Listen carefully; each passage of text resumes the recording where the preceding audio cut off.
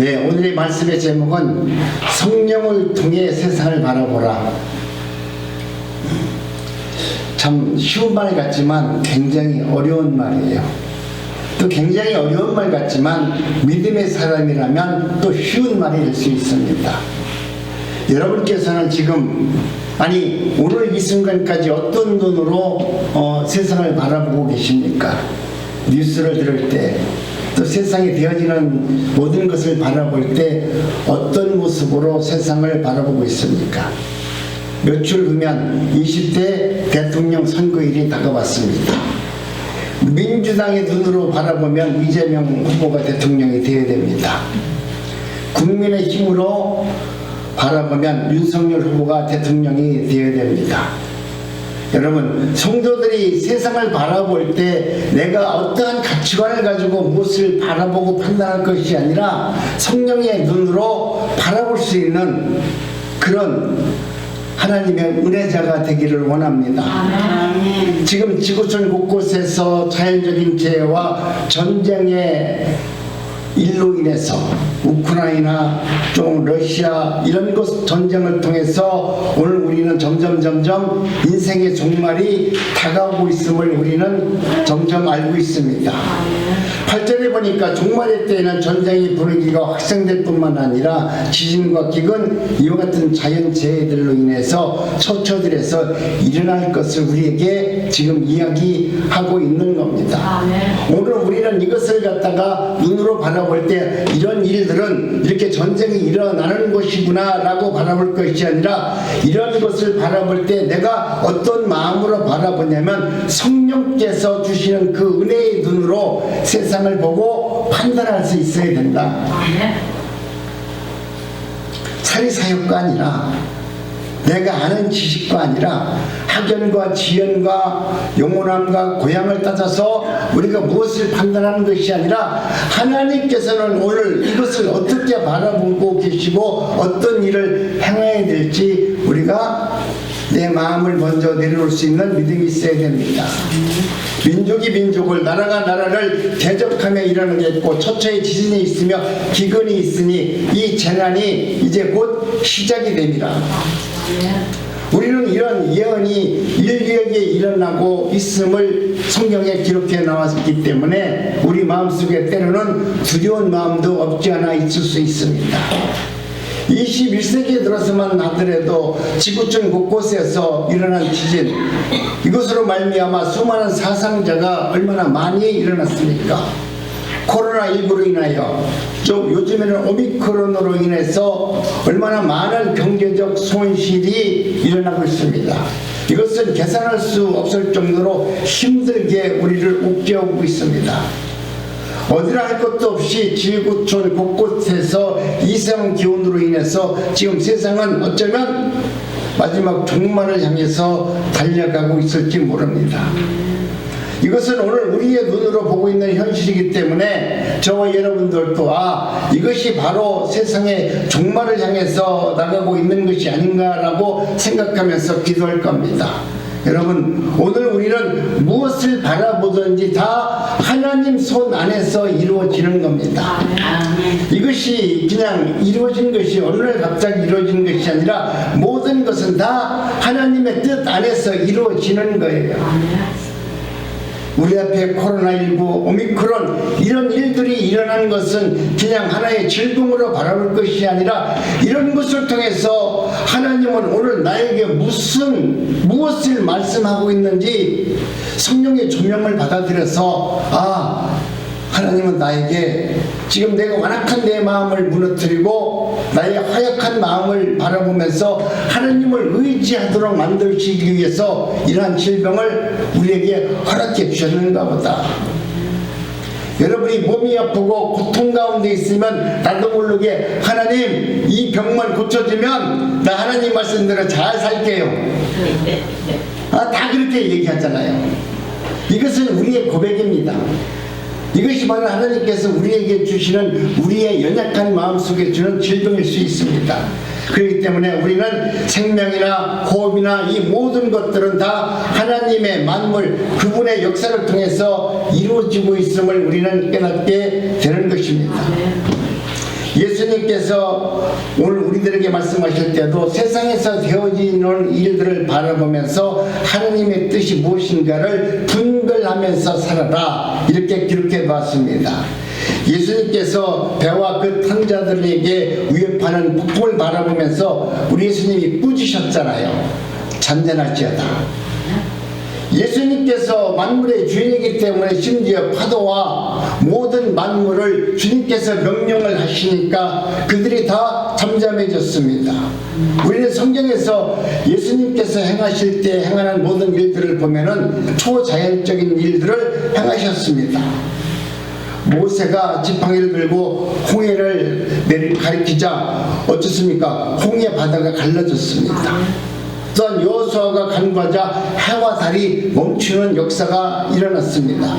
이것을 모든 사람들이 우연이라고 생각하면 그것은 우연일 수도 있습니다. 그러나 여러분, 이 모든 것은 하나님이 주관하시고 하나님이 모든 것을 다스린다는 것을 우리에게 성경 안에 기록해 놓은 것입니다. 그렇기 때문에 오늘 우리는 언제든지 하나님께서 당신이 만들어놓은 창조의 질서대로 살아가도록 만들어 놓았지만, 때로는 하나님이시기 때문에 당신이 만들어 놓은 창조의 질서를 깨뜨려서라도 하나님이 누구이신가를, 자연의 법칙을 거슬려서라도 하나님이 누구이신가를 알도록 하게 하는 것입니다.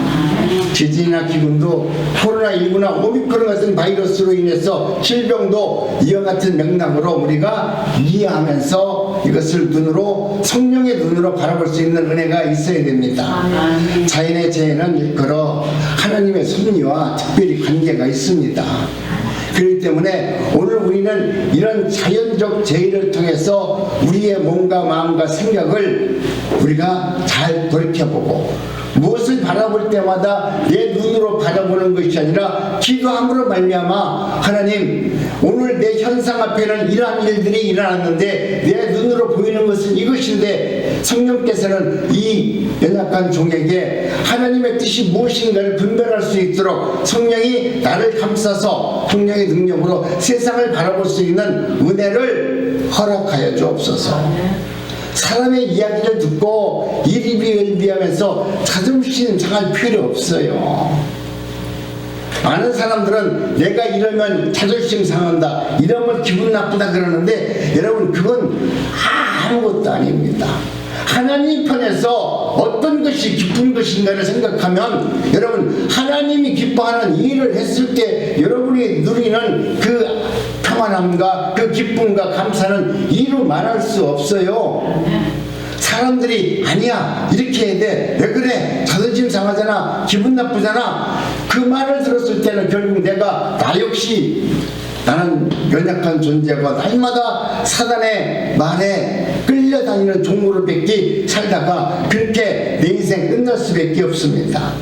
여러분, 언제든지 무엇을 바라볼 때마다 성령께서 어떤 것을 원하실까? 내가 가지고 있는 모든 지위, 내가 갖고 있는 모든 명예를 내려놓고라도 성령께서 원하시는 일이 그거라고 판단하시면, 여러분이 가지고 있는 물질, 여러분이 갖고 있는 명예는 다 땅에다 내려놓고 다시 한번 성령이 주시는 그 은혜를 붙들을 수 있는 은혜자가 되기를 원합니다. 성령을 통해서 세상을 바라볼 수 있는 은혜가 되기를 원합니다. 계속되는 전쟁과 재난, 이 모든 것은 바로 종말의 서곡일 수 있습니다. 그것이 심해질수록 더욱더 종말은 우리 곁에 가까이 다가오는 것입니다. 그래서 성경은 우리에게 9절에 말씀하시기를, 너희는 스스로 조심하라. 사람들이 너희를 공회에 넘겨주겠고 너희를 회당에서 매질하겠으니 나로 인하여 너희가 관장들과 임금들 앞에 서리니 이는 저희에게 증거되게 하려니라. 여기서 주님께서 너희는 스스로 조심하라 이렇게 말씀하시는 것은 신앙을 잃지 않도록, 성령의 말씀을 따라갈 수 있도록 성령의 조명을 받아서 빈틈없이 살아가는 자가 되어라. 내 생각대로 남들이 옆에서 뭐라고 하니까 그 사람의 말을 듣고, 사람의 말을 듣고 내가 성령이 주시는 말을 꺾지 말고 성령의 음성에 따라서 살아가라 이거예요. 여러분, 내가 하나님의 성령의 말씀대로 살라고 하면 내 마음과 나를 갖다가 가장 먼저 시험하는 게 누구냐면 사단이에요. 사단이 와서 내 마음을 홀딱 뒤집어놔요. 그리고 내 마음이 갈 바를 모르고 어찌할 바를 모를 때 또 옆에서 사람을 통해서 그게 아니다, 나를 또 유혹하게 만들어서 또 넘어지게 만드는 것입니다. 그리스도가 증거를 하기 위해서는 저와 여러분들은 언제나 하나님의 말씀과 그 은혜 가운데서 성령의 조명을 받고 살아갈 수 있는 은혜가 있어야 됩니다. 내가 자이든지 사이든지 우리는 여러 사람 앞에서 하나님의 은혜 가운데 서게 될 때가 있을 겁니다. 오늘 본문 말씀에 봐도 그 목적을 우리에게 부르신 목적은 내가 하나님의 은혜 가운데 살아가는 자는 어느 때이든지는 모르지만은 바로 하나님을 증거할 수 있는 그 자리에 설 수 있게 될지 모르니 너희들은 언제나 하나님의 말씀으로 무장해서 하나님을 증거할 수 있는 증거자가 되도록, 은혜자가 되도록 살아가라. 그것을 위해서 항상 준비하고 예배하는 삶을 살아라, 이렇게 이야기합니다. 베드로가 다른 사도들과 함께 복음을 전하다가 궁예로 끌려갔습니다. 그들은 궁예로 끌려갔을 때 그들은 오히려 그것을 두려워하는 것이 아니라 내가 하나님께서 나를 궁예로 끌고 이렇게 붙들려 오게 한 것은 다른 것이 아니라 내가 이곳에서 예수 그리스도가 너희들이 핍박하고 소롱한 그분이 바로 메시아라는 것을 증거하기 위해서 나를 갖다가 하나님이 궁예로 끌려오도록 하셨다. 그래서 그곳에서 맞아 죽든지 간에 베드로는 예수님이 메시아라고 증거를 하게 되는 것입니다. 여러분, 만일 베드로가 내 개인적으로 내가 우리 예수님이 메시아라는 것을 증거하기 위해서 내가 궁예에 가서 설교를 할 테니까 나를 좀 세워주세요, 그러면 궁예에서 베드로를 세워주겠어요? 이런 미친놈이다. 너 같은 놈이 어떻게 와서 여기 와서 설교를 할 수 있어? 그렇게 할 거 아닙니까? 그런데 하나님께서는 죄인같이 베드로를 끌고 궁예로 오게 하셔서 네가 왜 예수를 증거하느냐, 그것을 이야기하도록 만들어 놓으셔서 그 자리에서 예수님이 메시아라는 것을 당당하게 증거하도록 만드셨다는 거예요. 그렇기 때문에 저와 여러분들도 내 마음속에 어떤 문제가 있고 내가 믿음이 커지면 커질수록 사람은 나를 조롱해서 나를 시험하게 만드는 것입니다. 그럴 때가 되면 나도 당당하게 예수님이 누구이신가를 증거할 수 있고 그분이 메시아라고 증거했던 베드로 같은 그런 믿음으로 증거할 수 있는 은혜가 있기를 원합니다. 성도들에게는 언제나 이런 기회가 지어줄 수 있습니다. 항상 증거할 수 있는 준비된 마음으로 여러분이 하나님의 말씀을 묵상하고 그 하나님의 말씀을 여러분이 마음속에 잘 새겨들으셔서 하나님의 은혜로 살기를 원합니다. 바울도 구분된 몸으로 아그리빠와 빌릭스, 베드로스 앞에서 자신의 입장을 변명하게 되었는데 이는 하나님이 마련해 주신 증거로 사용해서 오히려 죄인으로 끌려가서 예수 그리스도가 누구인가를 바울도 당당하게 증거하게 되는 것입니다. 성령을 통해서 세상을 바라보면 우리의 삶도 여러분 풍성한 삶을 누리게 됩니다. 그리스도를 증거하며 하나님께 영광을 돌리면서 살아가야 함을 우리는 알게 됩니다. 우리가 어떤 곳에서 어떤 방식으로 그리스도를 나타내게 될지 하나님은 다 계획해 놓으셨습니다. 그분이 우리를 택하여 증거자로 삼으셨으니 반드시 뜻한 바를 우리를 통해서 이루기를 원하십니다. 그러니 이는 우리는 언제나 어떤 상황에서도 예수 그리스도를 담대하게 증거할 수 있는 준비된 예비된 모습으로 살아가면 되는 것입니다. 그를 위해서 우리는 가만히 있으면 되는 것이 아니라 우리도 하나님의 말씀을 시간이 되면 세상에서 딴 것 바라보지 마시고 텔레비 보면서 연속곡 보면서 그런 데에 마음 뺏기지 마시고 시간 되면은 성경 보시고 시간 되면은 하나님의 말씀을 묵상하고 하나님의 은혜를 받기를 원하는 마음으로 살아가면 하나님은 우리의 마음속에 심령 속에 평강을 주시고 하나님의 은혜를 주셔서 내가 누구를 만나서 예수의 복음을 증거할 때 염려하지 말라. 하나님이 그 때와 시에 맞춰서 알맞는 말씀을 할 수 있도록 하나님은 은혜를 베풀어 주는 겁니다. 우리가 유행과 가사를 잘 외운다면 여러분이 하나님의 말씀도 날마다 묵상하면 유행과 가사를 외우듯이 하나님의 말씀도 묵상이 돼요. 여러분이 유행과 가사를 이루고 세상 것을 받아들이는 것에 대해서는 그렇게 정신 차려서 듣고 알고 있지만 하나님의 말씀을 모른다는 것은 여러분 불행한 것입니다. 그렇기 때문에 우리는 하나님의 은혜 가운데 마지막 종말이 가까웠음을 우리가 날마다 묵상해야 됩니다. 세상의 종말은 의외로 가까이 와 있습니다. 과거에는 복음을 전파하는 일이 쉽지 않았습니다. 교통이나 통신, 방송 매체가 발달되지 않아서 복음이 전파될 수가 없었습니다. 그러나 요즘에는 컴퓨터, 인터넷 등을 통해서 여러분 전 지구촌이 예수의 복음이 전하는 시대가 되었고, 오늘 내가 여기서 설교하는 내용을 미국서도 당장 들을 수 있습니다. 볼 수 있습니다. 그 정도로 세상은 열려 있습니다. 그런데 성경의 말씀을 보니까 여러분 모든 세상 사람들에게 복음이 전파되면 그때가 바로 하나님께서 마지막 심판날 종말이 될 것이라고 말씀합니다. 그러므로 여러분 심판의 날이 그렇게 결코 멀리 있지 않습니다.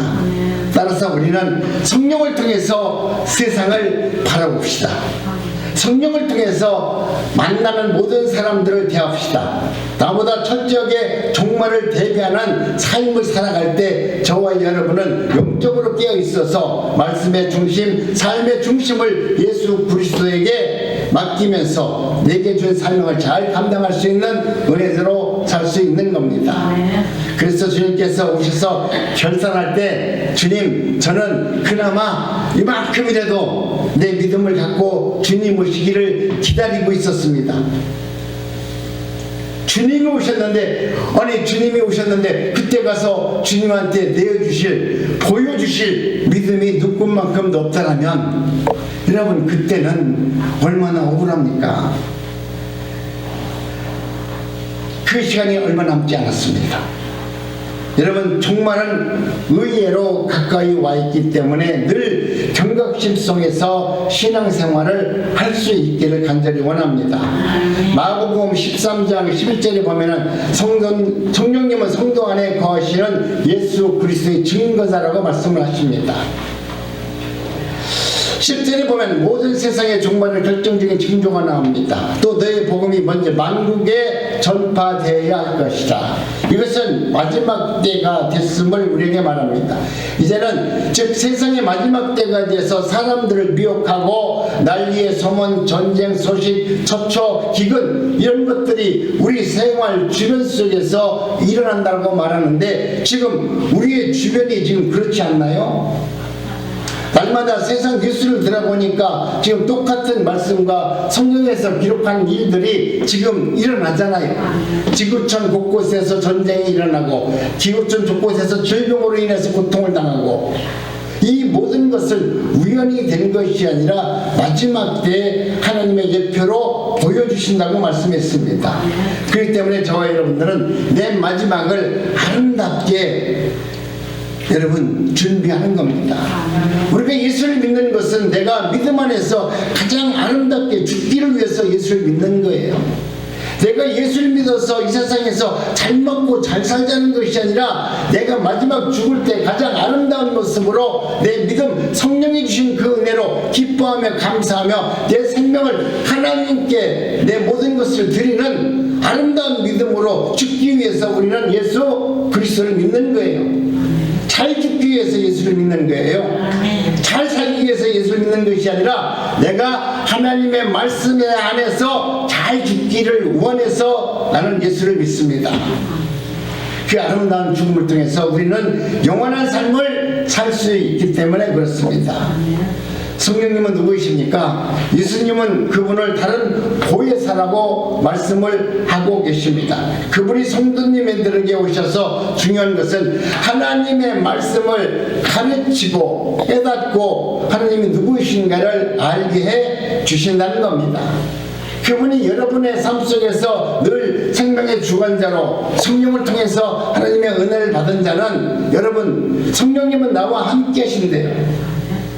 성령님이 나와 함께 하셔서 하나님의 일을 하도록 은혜를 주시고 하나님의 말씀을 기억나게 하시고 하나님의 뜻대로 살 수 있도록 은혜를 베풀어 주시는 분이십니다. 아멘.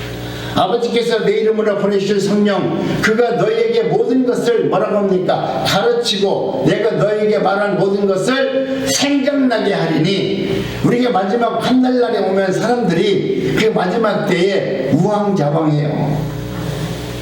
심지어 집에서 불이 나더라도 내가 어찌할 바를 모르고 어떻게 행동할 바를 모르잖아요. 그런데 그렇게 마지막 환란 날에 왔을 때 마지막 내가 감당하지 못할 시험이 내게 다가왔을 때 우리 하나님께서는 모든 것을 기억나게 하시고 가르치게 하시고 생각나게 하셔서 그 모든 환난을 물리치고 승리할 수 있도록 만들어 주신다는 것입니다. 따라서 그리스도의 증거자로 부르심을 받은 모든 성도님들은 반드시 성령 충만의 은혜자가 되기를 간절히 원합니다. 성경의 지식이 많아가지고 신학의 조예가 깊은 사람이 되어서 내가 하나님의 일을 감당하는 것이 아니라 여러분 내가 하나님의 말씀 성경 지식이 좀 부족하다 하더라도 신학적 조예가 없다 할지라도 성령의 은혜가 있으면 여러분 저와 여러분들은 하나님의 나라에 들어가는데 아무런 거칠 것이 없습니다. 그러니 나는 성경 몰라요. 하나님 말씀 잘 모르겠어요. 이렇게 말씀하지 마시고 나는 하나님이 누구신가는 내가 성경 말씀대로 깨닫지는 못하지만은 나는 예수 그리스도가 나의 구주라는 것을 늘 믿습니다. 그분이 나의 하나님이시고 그분을 통해서 나는 반드시 하나님의 백성이 되었음을 나는 믿습니다라고 날마다 신앙 고백을 하면서 하나님을 의뢰하고 눈을 뜨면 아침에 제일 먼저 하나님 감사합니다. 오늘 또 나에게 새 생명을 주었으니 이 생명을 가지고 오늘 만나는 모든 사람들에게 예수님의 은혜와 그 사랑을 나누는 그런 삶을 살겠습니다. 여러분 눈 떠서 주님께 내 생명을 먼저 의뢰하고 또 주님의 은혜를 구하고 주님의 뜻대로 살기를 원합니다라고 신앙 고백을 하면서 아침에 잠자리에 일어나신 분들은 여러분 마음속에 나도 모르게 담대한 삶을 살 수 있습니다. 아침에 일어나면서 아이고 허리 아파 죽겠네 이거 오늘 어떻게 살아야 되냐 이거 뭐 아이고 죽겠다 그러면 그 곤란합니다. 언제나 눈을 뜨면 눈을 감은 그 순간부터 눈을 뜨는 그 순간 처음 제일 먼저 하나님 감사합니다. 오늘 또 내가 생명을 나에게 주셨으니 이 생명을 하나님의 기쁜 도구로 사용할 수 있도록 내 생명을 하나님께 드립니다. 오늘 또 내 생명을 지켜주시고 하나님의 은혜 가운데 내가 아름답게 행할 수 있는 믿음을 저에게 허락하여 주옵소서. 여러분 이와 같은 기도를 하고 여러분이 잠자리에서 일어나면 여러분이 수술하면 거울을 한번 바라보세요. 얼마나 대견하고 얼마나 행복한지 몰라요. 그렇기 때문에 예수님의 정신과 사상이 여러분의 마음과 생각을 주장하고 지배하는 그러한 삶을 사시기를 간절히 원합니다. 그러므로 성도 여러분 스스로 훌륭한 그리스도인 증거자가 되기 위해서 노력하지 마세요. 내가 뭔가 된 것처럼 뭔가 이루는 것처럼 그렇게 되기 위해서 맨날 기도한다고 하고 맨날 뭘 한다고 하는데 여러분 그러지 마세요. 그런 사람은 결국 자신의 의의를 드러낼 뿐이지 하나님의 의의가 드러나지 않아요. 나는 그래서 우리 교회에서 날마다 모여서 기도한다는 거 별로 좋아하지 않아요. 왜? 이것은 자신들의 의의를 증거하기 위해서 나는 하나님 이렇게 했습니다. 그러니 나한테 뭐 좀 해주세요. 이런 얘기 아니야. 그렇기 때문에 여러분 오늘 우리는 스스로 자신의 지혜 있다, 자신의 능력이 있다, 자신이 무엇을 한다는 것을 하나님 앞에 나와서 기도하지 말라는 거예요. 진정 그리스도인이라면 먼저 하나님께서 내게 주신 그 성령의 은혜를 아름다운 모습으로 많은 사람들에게 함께 사랑을 나누면서 그 뜻을 행하는 자가 되어야 되지, 앉아서 나는 이렇게 기도합니다. 당신들 기도할 때 나 기도해. 당신들 성경책 안 볼 때 나 성경책 봐. 이것을 자랑하지 말라는 거예요. 여러분, 오히려 성령께서 주시는 그 은혜의 조명을 받아서 감사하는 마음으로 모든 사람들과 화평을 이루고 모든 사람을 섬기는 자의 모습으로 살아가는 것이 성령께서 우리에게 은혜를 베풀어 주는 것입니다. 성령의 눈으로 바라보면 그것이 하나님의 뜻 아니겠어요? 성령의 눈으로 바라보면 우리가 뭔가를 이루기 위해서 하는 모습보다 그런 거에 관계없이 하나님, 어린 나이와 같이 나는 주님을 사랑합니다. 주님의 은혜를 구합니다. 주님께서 나를 도와주시면 나는 오늘도 주님의 은혜 가운데 아름다운 삶을 살 수 있습니다. 하나님, 내 생명을 지켜주시고 하나님의 뜻대로 나는 살기를 원합니다. 이런 모습으로 살아가는 것이 저와 여러분들의 삶 속에서 아름다운 모습으로 이루어지는 겁니다. 성령께서 함께 하시면 어린아이도 그리스도가 누구인가를 증거할 수 있습니다. 성령이 없는 사람은 목사나 박사라 할지라도 예수 그리스도를 입으로는 증거하되 그 증거된 그 하나님의 말씀이 성령의 역사로 나타나지 않습니다. 그렇기 때문에 성령께서 함께하는, 성령과 함께 예배드리는, 성령과 함께 기도하는, 성령과 함께 섬기고 나누는 그러한 삶을 사는 것입니다. 오늘 내가 기도하는데 그냥 사람들이 모여서 주여 성창하고 우리 기도합시다, 그것이 아니라 정말 성령께서 임재하셔서 오늘 내게 레마의 말씀을 무엇을 주셔서 그 말씀을 붙들고 기도하는 자가 되는 것이 은혜로운 모습이 아닌가 생각합니다. 여러분, 마지막 때가 되면 육적 가족이 곧 영적 가족이 아니라는 것을 또 말씀합니다. 12절을 보면 종말에는 윤리적 혼란이 온다라고 말합니다.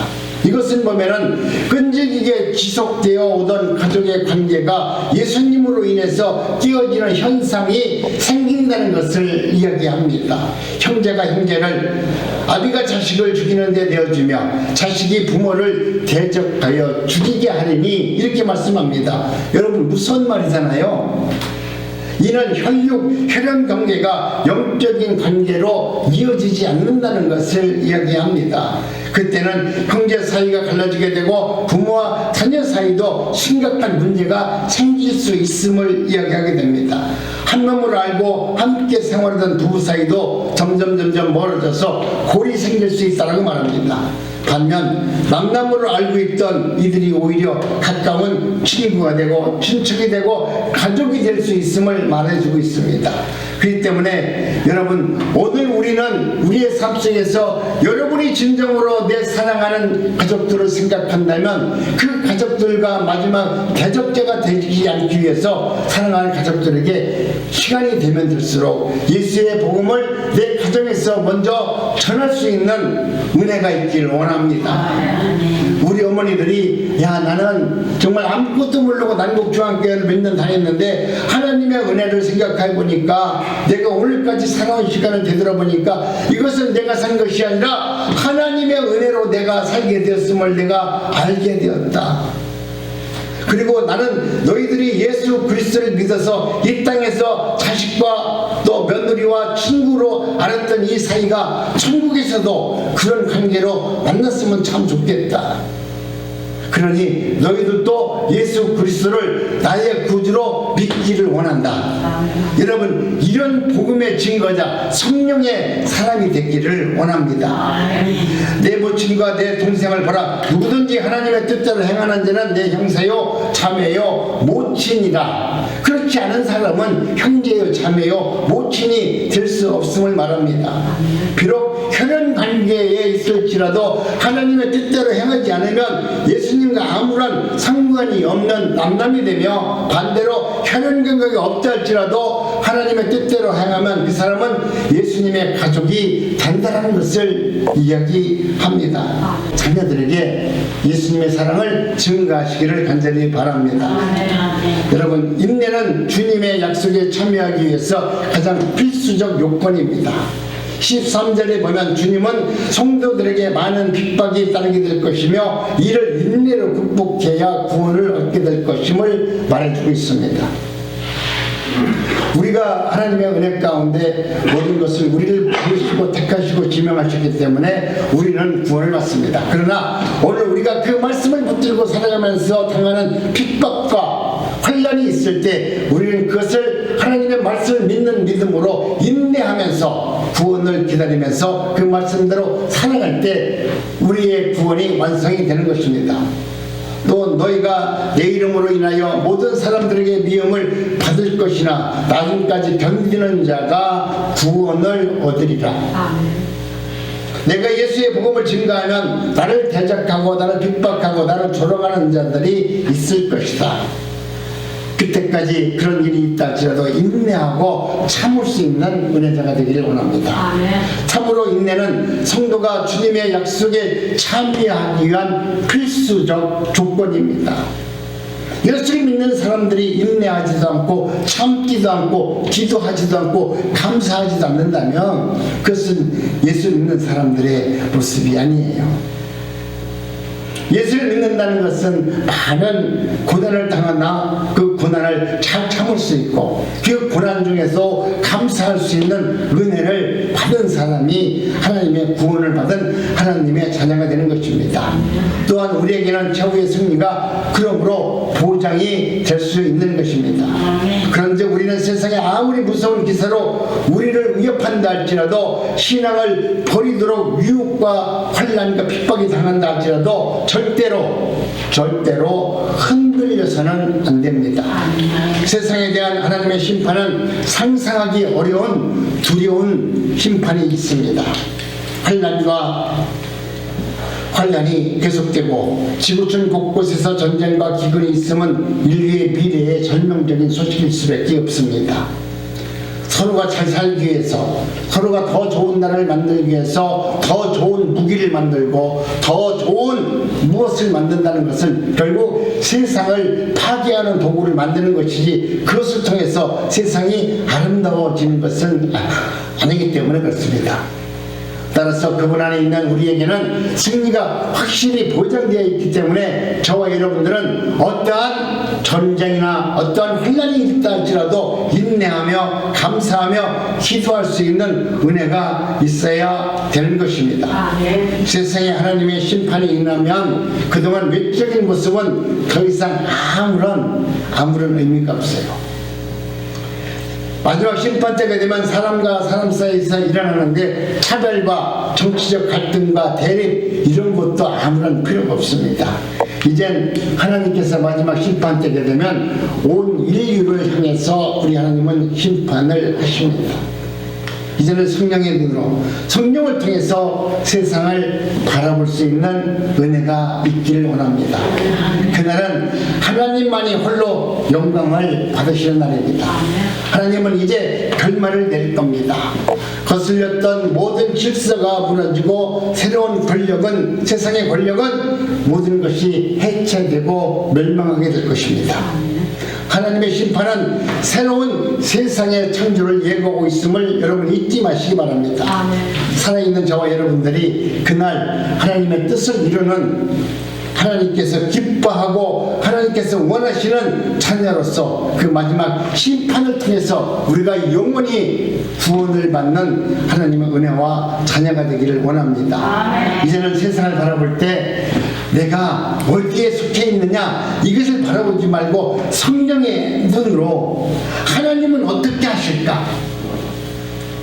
나는 지금 이것을 이렇게 하고 싶은데 사람들은 이렇게 하라고 말하는데 그런데 성령께서는 지금 이것을 어떻게 하실까라고 여러분 고민하셔야 돼요.